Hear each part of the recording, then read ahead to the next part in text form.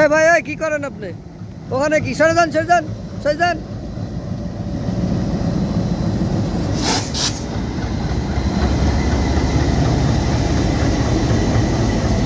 আরে ভাই সরে যান, গাড়িতে লাগবে ভাই, গাড়িতে লাগবে, সরে যান। অভদ্র ছেলে, সরে যান। আরে ভাই সরে যান, গাড়িতে লাগবে, অ্যাক্সিডেন্ট করবেন আপনি, সরে যান। কথা বলি শোনেন না।